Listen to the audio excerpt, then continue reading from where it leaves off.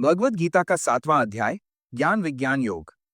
भगवद गीता के 7वें अध्याय, जिसे ज्ञान विज्ञान योग कहा जाता है, में भगवान श्री कृष्ण अर्जुन को अपने वास्तविक स्वरूप और सृष्टि के साथ अपने संबंध के बारे में बताते हैं। यह अध्याय ज्ञान और भक्ति के महत्व पर प्रकाश डालता है। इस अध्याय के मुख्य बिंदु: ईश्वर का दुर्लभ ज्ञान। श्री कृष्ण बताते हैं कि उन्हें सच्चे अर्थों में जानना बहुत कठिन है।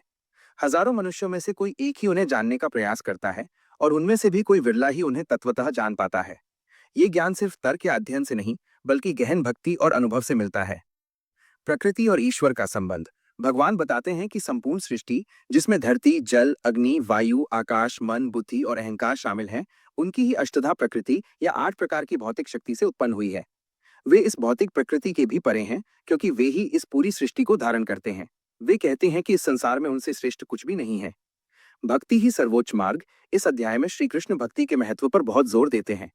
वे बताते हैं कि जो भक्त एकाग्र होकर उनकी शरण में आता है और पूरी निष्ठा से उनकी पूजा करता है, वही उन्हें वास्तव में प्राप्त कर पाता है। यह भक्ति ही सांसारिक बंधनों से मुक्त होने का सबसे सरल और सीधा मार्ग है। सांसारिक बंधन से मुक्ति। श्री कृष्ण कहते हैं कि जो भी व्यक्ति उनके चरणों में पूरी तरह समर्पित हो जाता है, वह माया के कठिन बंधनों से आसानी से पार पा लेता है और जन्म मृत्यु के चक्र से मुक्त हो जाता है।